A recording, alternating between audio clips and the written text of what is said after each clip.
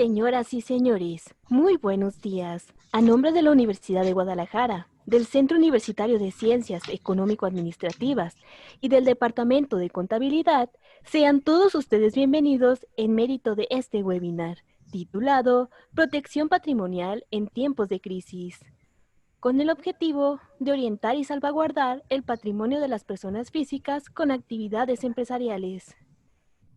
Y para dar inicio formal a este seminario, me permito nombrar las distinguidas personalidades que nos honran con su presencia. Agradecemos a María Fernanda Díaz Huizar, abogada postulante. A Salvador Orozco González, abogado postulante. Agradecemos también a José Alberto López Gámez, contador, dictaminador de estados financieros. Y como moderadora de este evento nos acompaña Esperanza Rodríguez Hinojosa, maestra del Departamento de Contabilidad.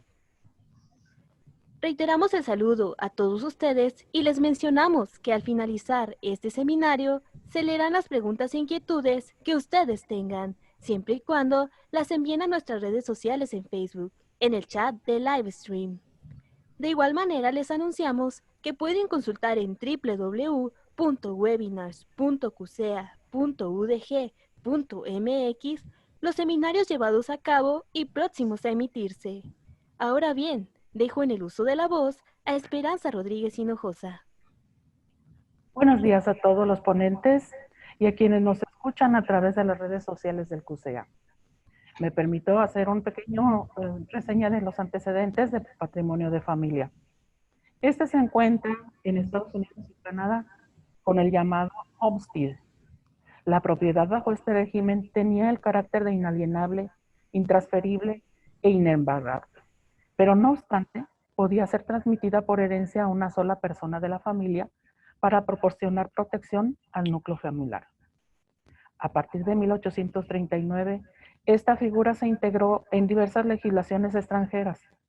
Posteriormente, fue adoptada por diferentes denominaciones, como bien de familia o patrimonio de familia, en varios países, entre ellos Alemania, Francia, Colombia y Uruguay. En Aragón, España, encontramos figuras afines al patrimonio de familia con la denominada casa.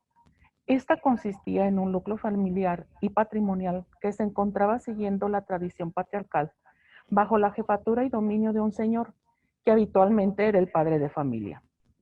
Estaba formado por una unidad económica de explotación, generalmente de tierras, y de un conjunto de bienes que eran transmitidos y acrecentados de generación en generación, creando una identidad familiar, la cual subsistía en las siguientes descendencias.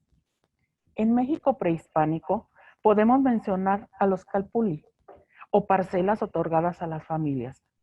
Consistían en una extensión de tierra, la cual se determinaba teniendo en cuenta las necesidades de cada familia. Más tarde, en el virreinato, encontramos las disposiciones relativas al patrimonio de familia, contenidas en el derecho floral español.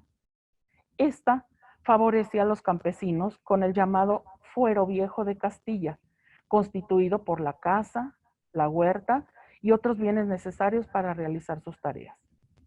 Con esta pequeña semblanza histórica, cedo la palabra a los panelistas, los cuales nos hablarán de la situación actual de que guarda el patrimonio de familia. Maestra María Fernanda, ¿nos puede ampliar diciéndonos qué es el patrimonio de familia, por favor? ¿Ya me escuchas? Sí. Claro que sí, maestra. Muy buenos días a todos, compañeros, maestros, a nuestros espectadores en redes sociales de CUSEA. Bien, el patrimonio familiar es básicamente una afectación de bienes que serán las herramientas para la manutención de la familia. Es una institución del derecho civil que consiste en destinar uno o más bienes a la protección económica de la familia y su manutención.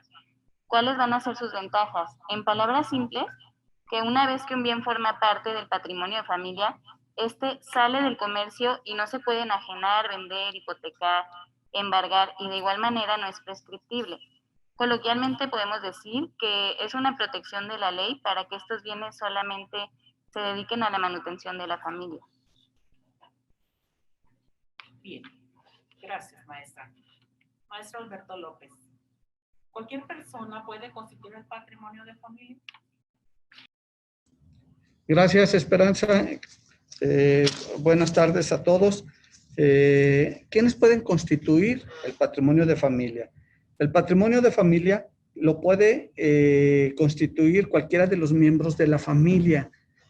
Más adelante vamos a ver qué es una familia, ¿sí? O quiénes son los participantes de esta, ¿sí? En segundo lugar, lo debemos de considerar que los bienes que constituyen el patrimonio pertenecen a una sociedad legal o conyugal en caso de que sea un matrimonio. Tenemos estas dos figuras, sociedad legal o sociedad conyugal. En este caso, se tendrá a los constituyentes como el esposo o la esposa, ¿sí? Y representado por quien cada uno de ellos decida o quien administre el matrimonio. Así también puede estar constituido en algunas ocasiones cuando se compra algún un bien inmueble en alguna institución como el Infonavit, al momento de realizarse el contrato de enajenación, se maneja que alguna persona, que ese bien que se está adquiriendo debe de estar constituido como patrimonio de familia, ¿sí? Y a diferencia de los otros supuestos, sí puede estar sujeto a la figura jurídica de darse de garantía real para el otorgamiento del préstamo, ¿sí? Y por último, y creo que es uno de los más importantes que debemos de considerar, es el de cuando haya peligro de quien tiene la obligación de dar los alimentos, que precisamente es lo que cubre este patrimonio de familia, los alimentos del grupo familiar, pierda sus bienes por mala administración o porque estos están siendo dilapados o derrochados, como le conocemos vulgarmente, los acreedores alimentistas, o sea, quienes son sujetos a recibir alimentos, ya sea los hijos, la esposa o los padres, ¿sí? Y si estos fueran incapaces, los tutores o sus representantes pueden ser los que soliciten ante la autoridad que se constituya el patrimonio familiar. Esto es importante. Entonces tenemos los 4 supuestos. En primero, cuando cualquier miembro de la familia puede solicitar su constitución. Segundo, cuando los donantes o los que van a aportar el patrimonio de familia es una sociedad conyugal, tienen que estar firmado por los dos. En tercero, cuando se compra un bien ante una autoridad como es el Infonavit, ya viene en el contrato de enajenación. Y el tercero, el cuarto, que es el más importante, en un momento determinado, cuando hay dilapación de bienes, estos será cubierto por los representantes de los acreedores hipotecarios. Acreedores alimentarios, perdón. Adelante, Esperanza. Gracias, maestro Alberto. A Cortito. continuación, solicito la intervención del maestro Salvador Orozco.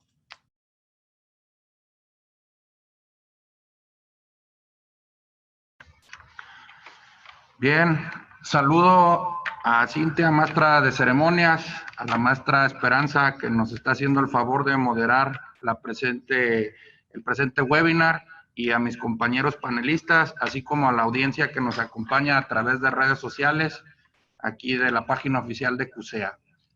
Bien, en el patrimonio de familia, para abonar un poco a lo que han comentado ya mis compañeros, el maestro Alberto y la maestra María Fernanda, considero importante precisar que esta figura está contemplada tanto en el Código Civil para el Estado de Jalisco como en el Código Civil Federal, ¿sí? Cada uno con sus respectivas disposiciones y cabe señalar que sí existe una distinción entre lo que regula el Código Civil del Estado de Jalisco y lo que regula el diverso del Distrito Federal, que ya más adelante nos podrán comentar aquí los compañeros, ¿sí? Bien, entonces, y el patrimonio de familia debe entenderse pues como aquella figura jurídica que pretende precisamente proteger el patrimonio de las personas ante terceros, y precisamente el patrimonio debe de ser cuantificable en dinero, porque como también lo comentaremos más adelante aquí los panelistas, existe un tope cuantificable para poder registrar el patrimonio de familia. Ahora bien, dando respuesta a lo que comenta la maestra Esperanza respecto de qué debemos entender por familia, el concepto familia, si nos vamos a la doctrina, encontramos pues que es la célula de la sociedad, es una institución reconocida legalmente y jurídicamente, y bueno, pues con las diversas modificaciones que ha sufrido la legislación. Pero para efectos del patrimonio de familia, ¿sí? Exclusivamente para efectos de lo que se debe entender de patrimonio de familia, del título que regula esta figura, se entiende como el grupo de personas que habitan en una casa, en una misma casa, ¿sí? Es un grupo de personas que habitan en una misma casa y estas personas deben de tener un vínculo matrimonial, un vínculo de concubinato o en su defecto un vínculo consanguíneo, de parentesco de consanguinidad, ¿sí? Entonces, decimos, la familia es el conjunto de personas que habitan en una misma casa, ¿sí? Que deben de tener un vínculo matrimonial o concubinato. ¿Y qué es el concubinato? Pues también para efectos del patrimonio de familia se entiende por concubinato el estado por el cual un hombre y una mujer, ¿sí? Solteros, viven unidos como si tuvieran un vínculo matrimonial durante 5 años o más. En su defecto, si hubieran procreado un hijo dentro de los 3 años que vivan como si tuvieran vínculo matrimonial, también se actualiza la figura del concubinato, ¿sí? Entonces, a manera de conclusión, ¿qué se entiende por familia? Pues el grupo de personas que habitan una casa, que tenga vínculo matrimonial o concubinato y en su defecto estén unidos por lazos consanguíneos, ¿sí? Muchas gracias, maestra Esperanza. Gracias a usted, maestro Salvador. Maestra Fernanda, nuevamente una pregunta para usted. ¿Nos puede decir, por favor, qué bienes se pueden registrar y quedar protegidos bajo esta institución? Muy bien, maestra.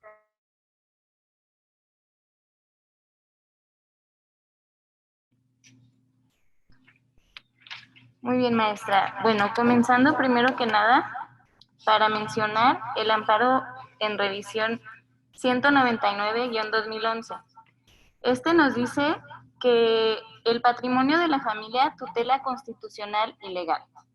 El artículo 123, apartado A, fracción 28 constitucional, dispone: las leyes determinarán los bienes que constituyan el patrimonio de la familia, bienes que serán inalienables, no podrán sujetarse a gravámenes reales ni embargos, y serán transmisibles a título de herencia con simplificación de las formalidades de los juicios sucesorios. Además, el artículo 727 del Código Civil del Distrito Federal señala: los bienes afectos al patrimonio de la familia son inalienables, imprescriptibles y no estarán sujetos a embargo ni gravamen alguno.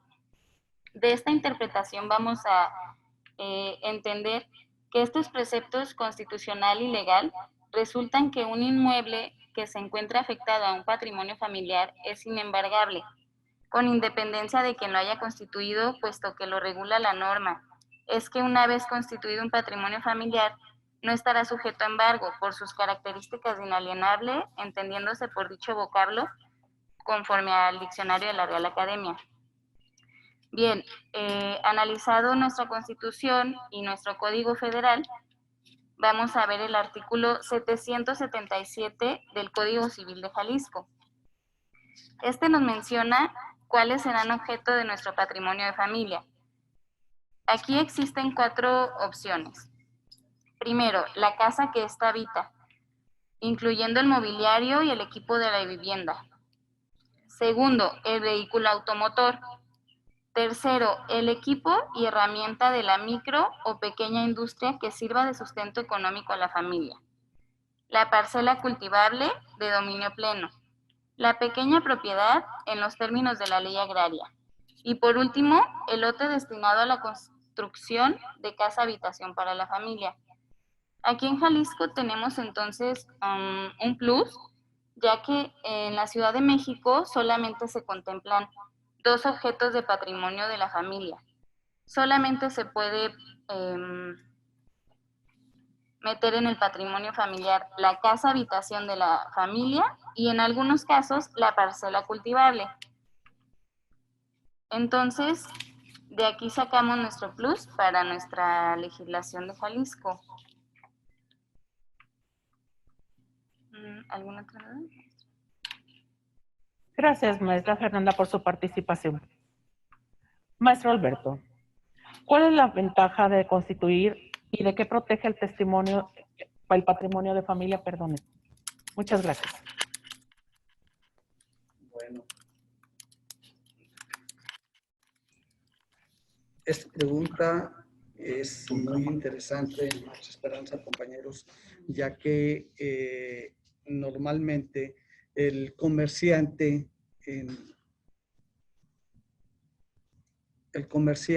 al momento de tener algún problema financiero se ve sujeto a ciertas presiones, sobre todo las personas físicas, de que pueden perder todo su patrimonio.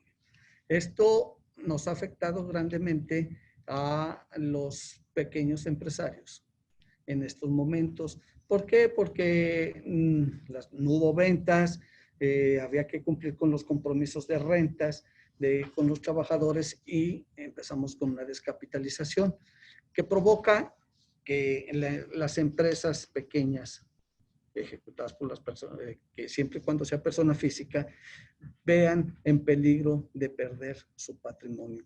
Y esto va en perjuicio de que las personas que reciban alimentos, en este caso los hijos, la esposa, los padres, vean mermadas sus posibilidades.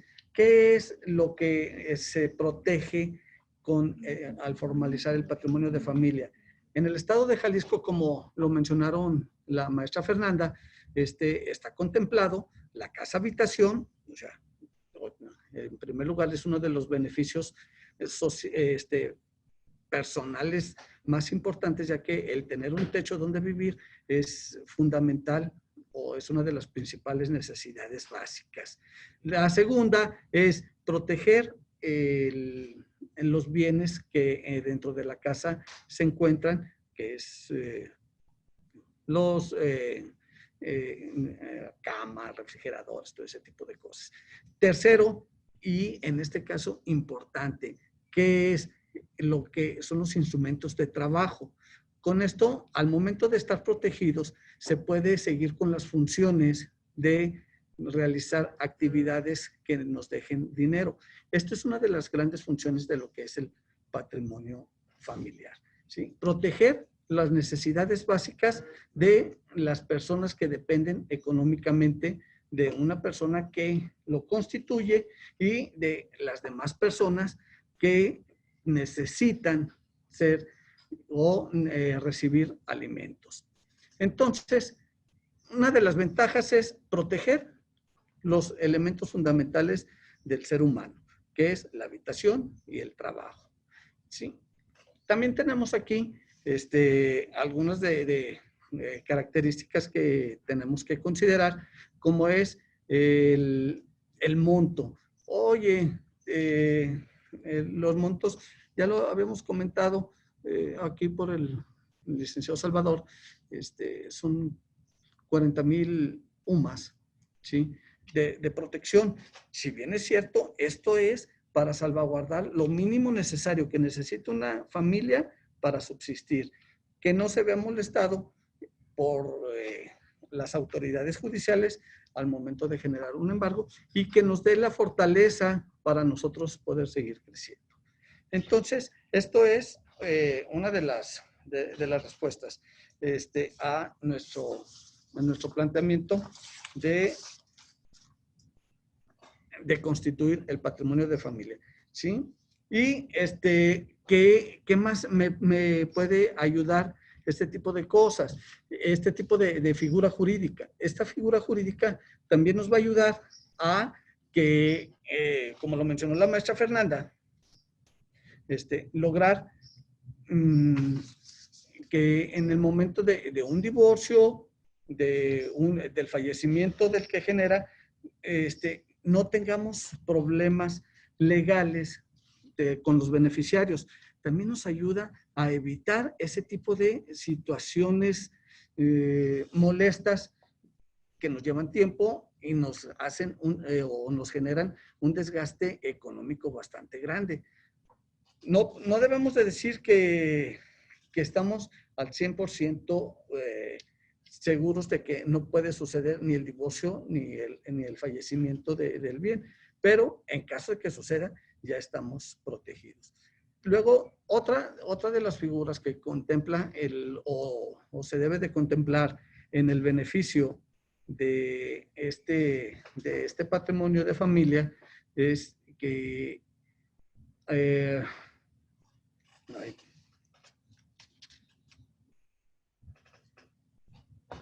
los bienes que se tienen y ya se están en desuso pueden ser vendidos para comprarse o reactivarse un nuevo producto. O sea, siempre y cuando este producto sustituya al que se está desechando. Si nosotros tenemos un auto, por citar un ejemplo, un auto 2015 o 2014 y me veo en la penosa necesidad por su costo de mantenimiento de tenerlo que vender, pues tengo que contratar o comprar un elemento que lo sustituya a un automóvil 2018, 2019 para volver a que el patrimonio de familia no se demerite en su valor, ¿sí? Entonces, son de las ventajas que tiene el patrimonio de familia. Primero, salvaguardar los alimentos de la familia, ¿sí? Segundo, evitar los despilfarros. Tercero, darle certeza jurídica al negocio de que en ningún momento puede ser embargable. Aquí es necesario precisar que el patrimonio de familia debe de ser antes de que exista una orden para salvaguardar los bienes para salvaguardar a los proveedores, los derechos de los proveedores. El patrimonio debe de estar formado antes de que suceda o esté una orden de embargo. Entonces, ¿por qué? Si la orden de embargo llega primero y queremos hacer el patrimonio de familia, quedará inválido.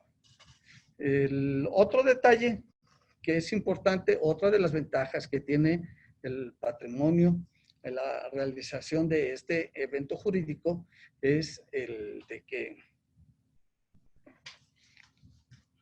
una vez hecho, solo se puede eliminar o cancelar a través de ciertas figuras jurídicas que lo vamos a ver más adelante y no por capricho de alguna de las personas.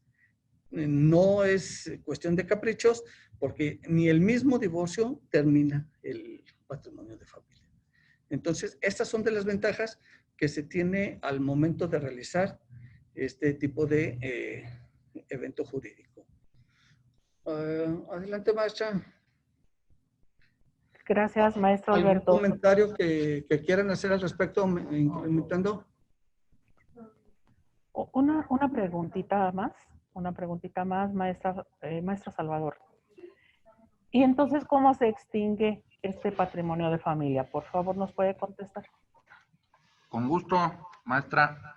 Bien, antes de atender el planteamiento que me realiza aquí la maestra Esperanza, considero importante precisar, como ya lo hemos venido haciendo, la distinción que existe precisamente entre la legislación federal y la legislación local. Y bien, para efectos del patrimonio de familia, existe un criterio de tribunales, es una tesis que señala que cada legislación local de las entidades federativas podrá establecer las reglas para el patrimonio de familia. Es decir, los bienes que pueden afectarse a dicha figura jurídica de patrimonio de familia, las formas de extinción, los montos, etcétera. Y por traer un ejemplo, como siempre lo hacemos, es la comparativa de nuestra legislación local contra la legislación federal. En ese orden de ideas tenemos que para la legislación local, como ya nos lo comentó la maestra Fernanda, ¿sí? Además de que los bienes que se pueden afectar a esta figura jurídica que estamos comentando, que son la casa habitación, los bienes que la integran, el automóvil, la parcela y la pequeña propiedad en términos de la ley agraria, en la legislación federal únicamente es la casa habitación y en ciertos casos que establece ahí el Código Civil Federal, ¿sí? La parcela. Ahora, otra gran distinción es el monto. Como ya lo había señalado, estos bienes deben de ser cuantificables en dinero, ¿sí? Entonces, para el estado de Jalisco, el monto que ya nos comentó el maestro Alberto de 40,000 UMAS, que si ya lo convertimos a pesos, estamos hablando de 3,475,200 pesos, ¿sí? Por su parte, el Código Civil Federal dice que el valor de los bienes que se afecten al patrimonio de familia no debe ser superior a 3,650 veces el salario mínimo general vigente para esa área geográfica. Recordemos la reforma constitucional que hubo en materia de salarios mínimos con la desindexación precisamente del salario mínimo y la creación de la unidad de medida y actualización. ¿Y qué nos decía esa reforma constitucional? Dice, oye, en todas las legislaciones, para yo legislador no modificar todos los cuerpos normativos, en todas las legislaciones que tú leas salario mínimo, vas a entender que nos referimos a la unidad de medida y actualización, con ciertas excepciones en materia laboral. Entonces, traducimos el monto máximo de afectación de bienes al patrimonio de familia de la Ciudad de México a la unidad de medida de actualización y tenemos que únicamente se pueden afectar 317,112 pesos. O sea, el monto es realmente mínimo y hay una diferencia abismal en comparación con el monto que establece nuestra legislación local, ¿sí? Ahora, otro de los requisitos que también ya habíamos señalado y considero importante precisar es, pues, ¿quiénes pueden afectar entonces el patrimonio de familia? Que lo contestó el maestro Alberto. Pues deben de ser precisamente uno de los integrantes de la familia, debe de ser mayor de edad. Si es menor de edad, debe de acreditar que está emancipado, ¿sí? Ahora, debe de estar domiciliado en el lugar donde quiere hacer el registro del patrimonio de familia, es decir, si sus bienes están en el estado de Jalisco, pues él reside en el estado de Jalisco, debe de afectar el patrimonio de familia aquí en el estado de Jalisco. Ahora, ¿dónde lo va a hacer? Pues lo va a hacer entre un juez de primera instancia, es decir, un juez de lo civil, ¿sí? Del fuero común. El juez tiene 15 días para efecto de dar trámite y de dictar en su caso la sentencia correspondiente de que se afecte el patrimonio de familia y ordenar su inscripción ante el registro público de la propiedad y del comercio. Además, deberá acreditarle al juez, ¿sí?, la propiedad de los bienes y el monto de los mismos, para lo cual pues se debe de acompañar los avalúos correspondientes o en su defecto, ¿sí?, tratándose de bienes inmuebles, puede acreditar el valor con el recibo predial. Es importante precisar que para bienes inmuebles se tomará en consideración el valor catastral y no tanto así el valor comercial o el valor fiscal, ¿sí? Entonces, ya estamos ahí. Muy bien. ¿Qué pasa si yo constituyo un patrimonio de familia? Estoy casado con mi esposa, ya sea que hayamos constituido una sociedad legal o una separación absoluta de bienes, y digo, pues mira, tenemos 2 casas habitaciones. Entonces, yo afecto al patrimonio de familia la casa habitación donde residimos, y tú por tu parte afecta también un patrimonio de familia diverso, en el cual integres la otra casa habitación que tenemos y demás bienes y a lo mejor un segundo vehículo automotor. ¿Qué pasa en ese caso? Bien. Cuando pretendo inscribir el patrimonio de familia, hay ciertos requisitos. ¿Cuáles son? Además de los ya señalados, debo de señalar beneficiarios. Debo de nombrar beneficiarios, los sucesores, y además se señalan los integrantes de la familia. ¿Para qué es esto? Para que cuando otro integrante de la familia pretenda inscribir un nuevo patrimonio, pues este queda sin efectos. Entonces, a manera de conclusión, únicamente se puede constituir un patrimonio por cada familia. Un patrimonio de familia por cada familia, ¿sí? Bien, así las cosas, entonces entro a dar ahora sí respuesta aquí al planteamiento que me hizo la maestra Esperanza de cómo se extingue el patrimonio de familia. La legislación local, nuestro Código Civil del Estado de Jalisco establece 4 supuestos para efecto de que se extinga el patrimonio de familia.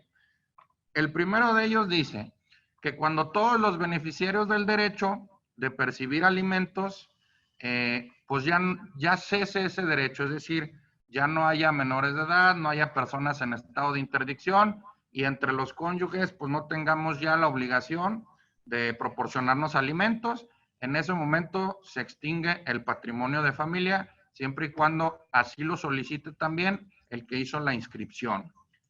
La segunda causal dice que sin causa justificada la familia deje de habitar la casa habitación que afectó al patrimonio de familia por un periodo de 1 año, ¿sí?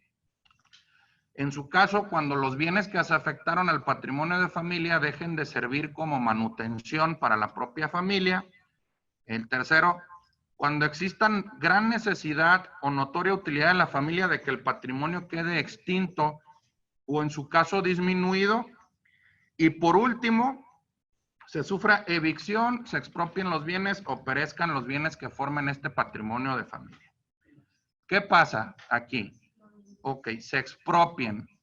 ¿Qué pasa si yo tengo afectado el patrimonio de familia, mi casa habitación, y llega el gobierno federal y me quiere expropiar del bien? No obstante que me van a indemnizar el bien y me lo van a pagar conforme a los avalúos que en su momento se hagan, ¿sí? El producto de esa expropiación me lo van a depositar en una institución de crédito que el gobierno considere que genera más intereses. ¿Y cuál va a ser la intención? Precisamente para que con ese producto de la venta o de la expropiación y esos intereses me permita a mí adquirir un nuevo bien para efecto de afectarlo al patrimonio de familia. Y lo interesante es que, como ya lo comentó el maestro Alberto, es una protección en contra de terceros y en contra de acreedores, ¿sí? Toda vez que las características del patrimonio de familia, como también ya lo hemos venido comentando, es que son inembargables y son inalienables y además es imprescriptible el registro del patrimonio de familia. ¿Qué quiere decir esto? Inalienables que están fuera del comercio, son bienes que no se pueden enajenar. Inembargables, no pueden registrar gravámenes sobre dichos bienes. Y considero importante precisar que esta protección se da hasta el momento en el que se registra el patrimonio de familia o hasta que se inscribe en el registro público de la propiedad y del comercio, porque es hasta ese momento en el que se actualiza el efecto publicitario y es hasta ahí cuando surte efectos ante terceros. Entonces, pues con eso doy atención al planteamiento que me realizó aquí la maestra Esperanza y le regreso el uso de la voz. Gracias, maestro Salvador. Maestra Fernanda, ¿qué pasa cuando se da un divorcio? ¿Cómo queda entonces constituido? ¿Qué pasa con ese patrimonio de familia? ¿Nos podría abundar, por favor, sobre este tema? Claro que sí, maestra. Bien, primero vamos a plantear ¿Qué sucederá cuando se constituye el patrimonio de familia por personas unidas por un vínculo matrimonial y este se disuelve por el divorcio? Este patrimonio no se entenderá extinguido. El patrimonio de familia seguirá vigente, pero el cónyuge culpable perderá el derecho de habitar el inmueble sujeto a dicho patrimonio. Ahora bien, sobre esto se pronuncia el 11º Tribunal colegiado en materia civil del primer circuito, en el amparo en revisión 57-2011, que nos dice: copropiedad que tiene su origen en la sociedad conyugal. Es competente el juez en materia civil para conocer del juicio en el que se reclame su terminación cuando ya se decretó divorcio y ha prescrito la acción para liquidar dicha sociedad conyugal. En el caso de que en un juicio de divorcio exista sentencia definitiva que haya declarado disuelto el vínculo matrimonial, exista imposibilidad jurídica para promover en vía incidental la liquidación de la sociedad conyugal, sea porque ha prescrito la ejecución de dicha sentencia y no se demuestre que el inmueble, materia de la propiedad, fue constituido como patrimonio de familia, la controversia judicial que se suscite con motivo de la terminación de la copropiedad, que tiene su origen en la sociedad conyugal, será el conocimiento de un juez de lo civil, dado que ese supuesto se ubicaría en lo dispuesto en el artículo 50, fracción 2 de la Ley Orgánica del Tribunal Superior de Justicia del Distrito Federal. Ahora bien, esto se refiere a los juicios contenciosos que versen sobre la propiedad o demás derechos reales sobre inmuebles. No así a un juez de lo familiar. Esto viene siendo en México. Aquí en Guadalajara, en Jalisco, sería en un juez de lo civil.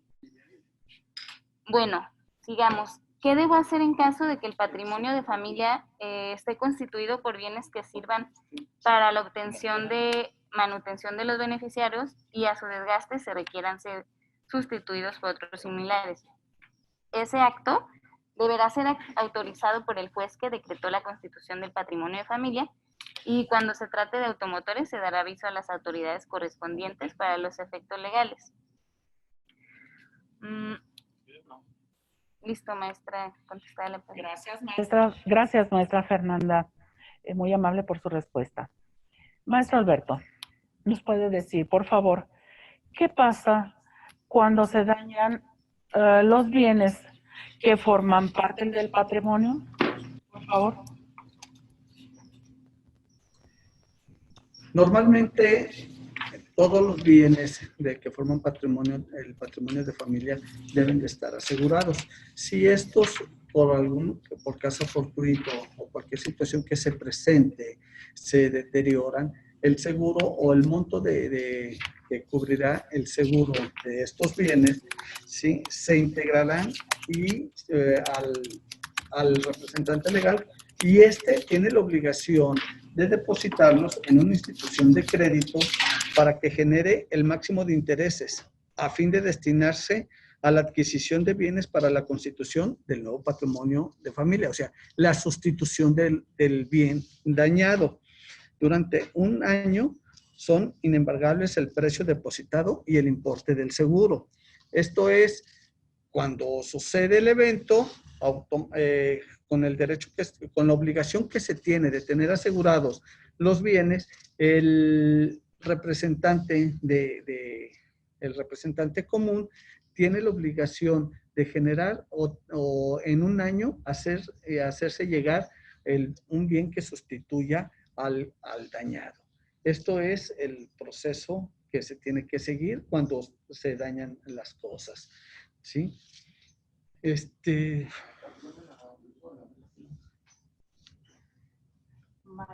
Maestro Salvador, ¿nos puede hacer uso de la voz, por favor, y hablarnos sobre el tema que usted tiene pendiente, que no concluyó? Sí, claro, gracias. Nada más para conformar o abonar a lo que ya comentaron aquí mis compañeros, la legislación local establece diversos regímenes matrimoniales, como es la sociedad legal, sociedad conyugal y la separación de bienes.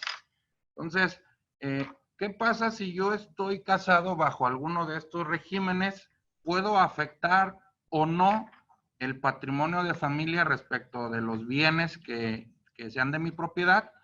La respuesta es sí. ¿Qué pasa si yo estoy en una sociedad legal? Voy a afectar los bienes al patrimonio, como ya lo hemos venido comentando, con los requisitos que señalamos, y esos bienes desde ese momento quedan protegidos. ¿Qué va a pasar? Debo de nombrar un administrador que va a ser el encargado, en su caso, de extinguir ese patrimonio que quedó afectado a esta figura jurídica que estamos venido comentando. ¿Y qué pasa si llegamos al divorcio? ¿Sí? O disolvemos el vínculo matrimonial que teníamos. El patrimonio de familia, como ya lo comentamos, como es imprescriptible, ese que sigue afecto a esta figura jurídica y no es una manera de extinción. Es decir, si yo disuelvo el vínculo matrimonial, eso no quiere decir que es una causal de extinción del patrimonio de familia.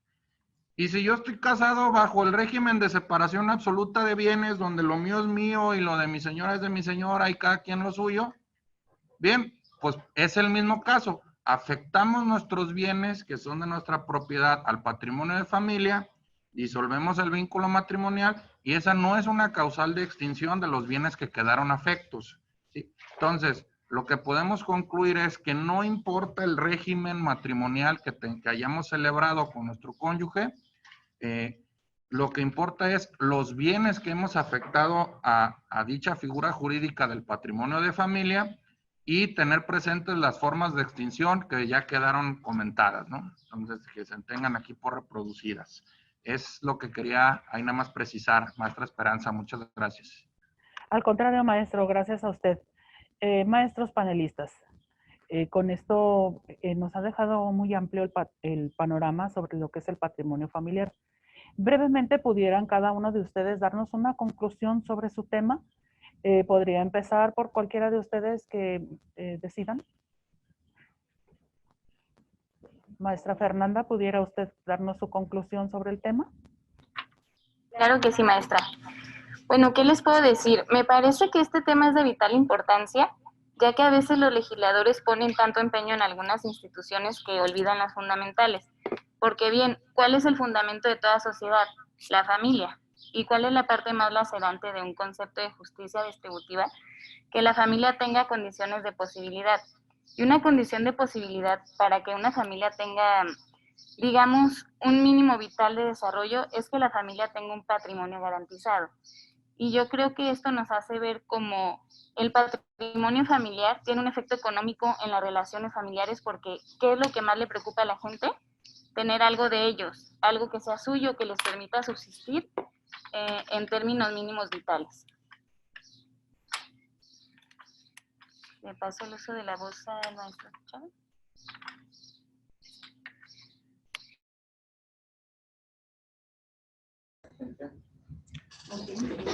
Okay. Bueno, como conclusión, yo digo que esto es un gran apoyo que se tiene al pequeño o a la persona física con actividades empresariales, ya que separa lo que es su capital de lo que es su patrimonio.